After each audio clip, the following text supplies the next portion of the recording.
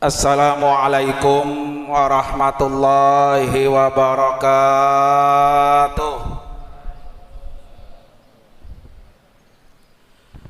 Hamdan wa syukran lillah, wassalatu wassalamu ala rasulillah, wala hawla wala quwata illa billah, amma ba'du. Pada kali ini saya tidak melanjutkan materi saya yang kemarin. Pada kali ini saya kasih motivasi buat anak-anak yang akan lulus. Mau lulus? Mau lulus? Mau lulus murni apa mau lulus bersyarat? Yang jawab bersyarat mana? Mau lulus murni apa lulus bersyarat? Mau pengen dapat nilai bagus apa bagus banget? Mau nilai bagus apa bagus banget? Pada kali ini, hari ini adalah tanggal 26 Ramadan. Nanti malam kita sudah memasuki malam yang ke-27, di mana banyak ulama mengatakan bahwa malam 27 malam Lailatul Qadar, di mana ibadah kita pada malam itu nilai pahalanya lebih baik daripada 1000 bulan, yaitu 83 tahun 4 bulan. Ya, pada malam itu kita beribadah, nilai pahalanya lebih baik daripada 83 tahun 4 bulan, 1000 bulan. Oleh karena itu nanti malam itu dikhususkan waktunya buat kita beribadah, terutama buat anak-anak nih, bagaimana bisa curhat dengan Allah Subhanahu wa Ta'ala. Karena keinginan yang paling besar buat anak-anak kita ini adalah supaya besok ini di bulan Juni lulus semua. Nah, karena tadi saya sudah tanya bahwa pengen punya nilai yang paling bagus di dalam bulan Ramadan ini, Allah sudah siapkan semua ibadah kita, apalagi ibadah yang di 10 terakhir. Sudah Allah pilih semuanya adalah ibadah-ibadah yang paling utama atau ibadah yang paling afdol. Catatan saya, ada 7 ibadah yang paling afdol di bulan Ramadan ini. Nah, dan waktunya cukup. Yang pertama adalah afdolus siyam. Puasa Ramadan adalah puasa yang paling utama dibanding puasa-puasa yang lain. Satu hadis mengatakan afdolus siyam ba'da Ramadan syahrullah al-muharram. Jadi syahrul al-muharram ranking kedua setelah puasa Ramadan. Dan puasa Ramadan adalah puasa yang khusus atau puasa yang eksklusif Allah berikan buat orang-orang yang beriman. Ya ayyuhalladzina amanu kutiba alaikumusiyam. Jadi orang yang tidak beriman, dia tidak punya kewajiban berpuasa. Maka kita alhamdulillah dikasih kesempatan oleh Allah untuk bisa beribadah, melakukan afdolus siyam, yaitu ibadah puasa yang paling afdol. Kemudian yang kedua, afdolus sholat. Kita melakukan afdolus sholat, di mana kata Rasulullah, afdolus sholat ba'dal faridah sholatul lail. Sholat yang paling utama setelah sholat fardu adalah sholat malam.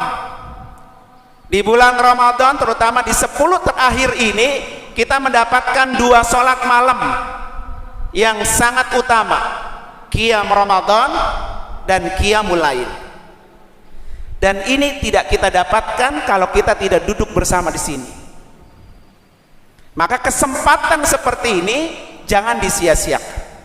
Belum tentu tahun depan kita bisa duduk bareng. Kemudian yang ketiga, afdalul a'mal. Di mana kata Rasulullah, su'ila Rasulullah sallallahu alaihi wasallam ayyul a'mal afdal, as-salatu fi awwali waqtiha. Di dalam kita beritikaf, kita sudah pasti selalu melaksanakan salat di awal waktu. Ya, nggak pernah kita undur-undur. Salat maghrib atau salat zuhur jam 2, jam setengah 3. Tapi di posisi kita pada saat iktikaf, kita melakukan afdalul a'mal, salat di awal waktu. Kemudian yang keempat, afdalul dzikri. Kita melakukan zikir yang paling afdal. Apa? Afdalul dzikri fa'lam annahu la ilaha illallah.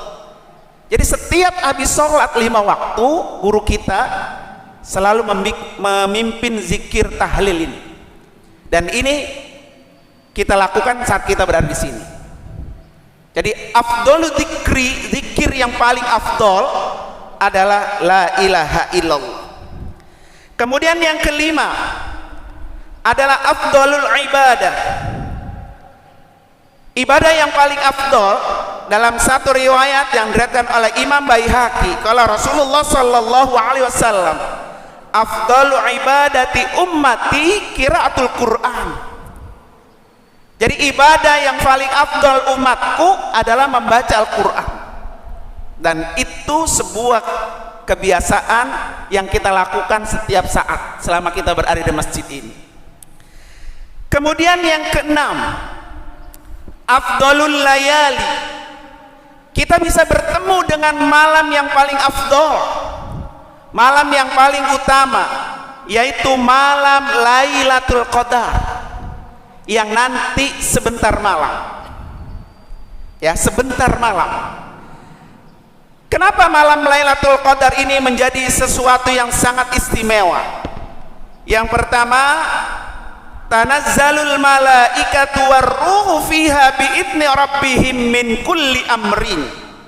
Pada malam itu Jibril dan para malaikat turun.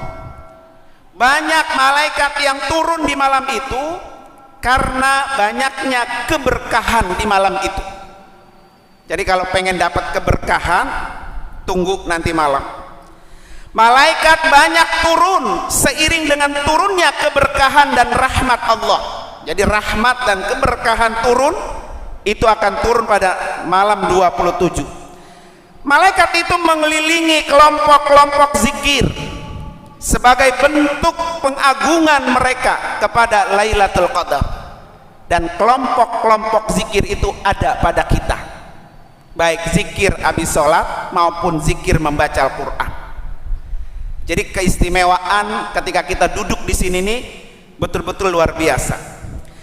Dan jumlah malaikat yang turun pada waktu itu luar biasa banyaknya, sehingga Rasulullah sebutkan dalam sebuah hadis riwayat Imam Ahmad, sesungguhnya para malaikat turun ke bumi pada malam itu lebih banyak daripada kerikil-kerikil yang ada di bumi. Bayangkan, ya, kerikil di bumi itu berapa banyak, tapi malaikat yang turun malam itu lebih banyak. Yang kedua, malam itu tersebar seluruh kebaikan di seluruh penjuru dunia, sehingga Allah sebut salamun hiya hatta matla'il fajr, bahwa kesejahteraan malam itu sampai terbit fajar. Kalau dalam tafsir Ibnu Katsir disebutkan, Imam Mujahid berkata bahwa malam itu selamat, setan tidak mampu melakukan keburukan atau mengganggu pada malam itu. Jadi kalau ada malam itu masih diganggu sama setan, itu ibarat orang merokok, bau rokoknya masih nemplok di apa tuh? Di baju. Walaupun dia udah nggak ngerokok, tapi masih apa? Masih bau.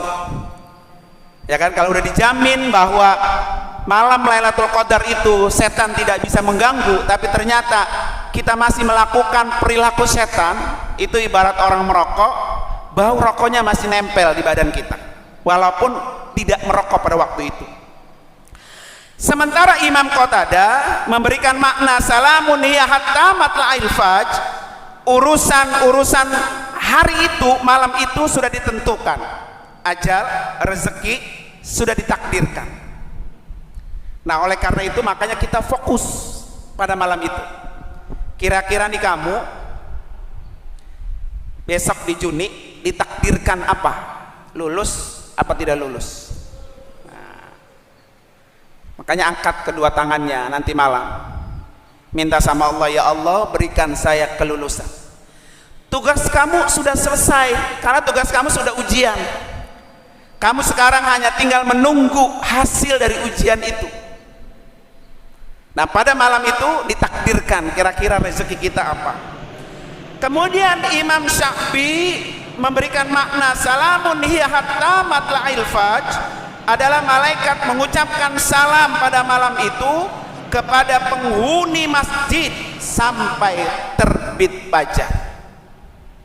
Jadi kita udah nggak kemana-mana nih, dari mulai kemarin sampai hari ini sampai pagi emang di sini. Jadi orang-orang yang mendapatkan salam dari malaikat ya hanya orang yang ada di dalam masjid ini. Ini sesuatu yang luar biasa yang tidak bisa didapatkan di tempat lain. Sementara Imam Qatadah Ibnu Zaid mengatakan bahwa pada malam itu semuanya baik, di dalamnya tidak ada keburukan sampai terbit fajar. Kenapa Rasulullah Sallallahu Alaihi Wasallam itu bersungguh-sungguh ingin iktikaf? Dalam satu riwayat yang diriwayatkan oleh Imam Bukhari dan Imam Muslim, Rasulullah dulu beriktikaf di 10 hari pertama. Kemudian Rasulullah beriktikaf di 10 hari kedua. Tetapi kata malaikat Jibril, innaha fil asril awakhiri min Ramadan, bahwa Lailatul Qadar itu turun pada malam terakhir di bulan Ramadan. Maka akhirnya Rasulullah tetapkan iktikaf itu di 10 terakhir bulan Ramadan. Dan itu keberuntungan kita, karena kita bisa melakukan iktikaf. Kemudian banyak para ulama-ulama tafsir memberikan penafsiran bahwa Lailatul Qadar itu jatuh pada malam 27. Seperti yang diriwayatkan dari Ubay bin Ka'ab, hiya lailatu sab'in wa ishrin. Ini hadisnya Imam Muslim. Jadi Lailatul Qadar itu akan jatuh pada malam 27. Dan di kalimat hiya hatta matla'il fajr, hiya hatta matla'il fajr, itu ada kata hiya. Jadi hiya di dalam surah Al-Qadar adalah kata yang ke-27. Jadi hiya itu dalam surah Qadar kata yang ke-27. Ini menandakan bahwa Lailatul Qadar itu jatuh pada malam ke-27. Ini saya ajak supaya nanti malam kita fokus sama-sama, jangan dilewati, jangan dianggap biasa gitu, seperti malam-malam biasa. Mudah-mudahan nanti malam kita termasuk orang-orang yang mendapatkan Lailatul Qadar. Kemudian yang terakhir, yang ketujuh, afdhalud doa, bahwa di Ramadan ini ada doa yang sangat utama. Ini yang saya mau motivasi kepada anak-anak semua, ya. Tugas kamu sekarang adalah mengangkat tangan setiap saat. Ramadan ini adalah waktunya diijabah semua doa selama 24 jam, bukan hanya pada malam-malam terakhir Ramadan, tapi seluruh bulan Ramadan itu adalah waktu yang mustajab. Oleh karena itu tugas kita adalah ud'uni astajib lakum. Kamu minta aja sama aku, nanti aku yang akan menjawab segala permintaan kamu. PR kamu ke depan itu masih panjang. Yang pertama, biar bisa lulus tahun ini. Yang kedua, biar bisa masuk ke kampus-kampus yang sudah didaftarkan. Bagaimana supaya itu dibukain jalan oleh Allah?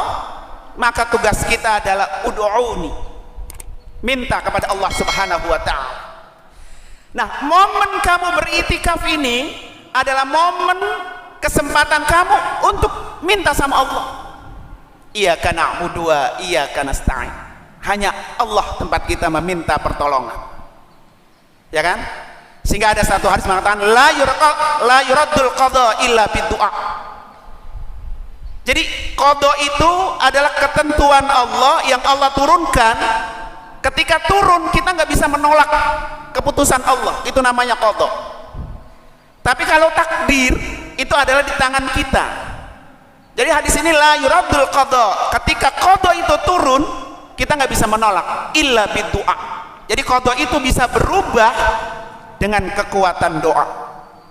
Umpamanya kamu sudah ditentukan tidak lulus, ya, dari sidang guru-guru tidak lulus. Nah, tetapi karena kamu khusyuk berdoa, tentuan itu tuh bisa berubah dengan kekuatan doa. Maka sekarang adalah waktunya apa? Berdoa, minta sama Allah Subhanahu wa ta'ala. Makanya kata Allah, idza sa'alaka ibadi anni fa inni qarib. Jadi kalau kamu pengen tahu di mana itu Allah, Allah itu sangat dekat dengan kita. Ujibu da'watad da'i, Allah itu akan menjawab doa-doa orang yang berdoa. Syaratnya fal yastajibu li wal yu'minu bi. Syaratnya adalah ikuti perintah Allah dan beriman kepada Allah. Maka tidak ada doa kita yang ditolak oleh Allah Subhanahu wa ta'ala. Semua orang pasti punya tingkat kesulitan. Semua orang pasti punya ujian dan cobaan. Ketika saya dulu pertama kali sampai ke Mesir, saya rekam suaranya Abuya. Waktu saya berangkat itu kan yang lepas beliau, rekamannya ada. Dan rekaman itu selalu saya setel ketika dalam kondisi kita down, beratnya menghafal, beratnya mengikuti pelajaran-pelajaran di Al-Azhar itu. Kata beliau apa? Kalau ente dalam kesulitan belajar, sulit menghafal, sulit ekonomi, sulit dihadapkan ketika kita berada di negara orang, pesan Buya, gelar sejadah, minta sama Allah, sholat malam, sholat hajat. Itu pesannya. Ya, ketika kita punya kesulitan, tinggal gelar sejadah, sholat hajat, sholat malam, berdoa. Maka kesulitan-kesulitan itu akan Allah ganti menjadi sebuah kemudahan. Nah, ini sebuah doa buat kita semua. Karena itu nanti malam fokus semua. Saya lihat anak-anak 3 Alia ini hanya beberapa orang aja yang saya lihat serius berdoa. Hanya segelintir gitu. Seakan-akan dia nggak menganggap itikaf ini sebuah kebutuhan, sebuah vitamin, energi yang akan mengantarkan kamu ke depan, membuka jalan-jalan jauh lebih luas. Karena itu fokuskan waktu-waktu yang sedang berada di dalam masjid ini untuk kita berdoa, sehingga semua program hajat kita, niat kita, keinginan kita, apa yang kita mau inginkan ke depan, Allah bukain jalan dan Allah berikan kemudahan. Terima kasih. Wassalamualaikum warahmatullahi wabarakatuh.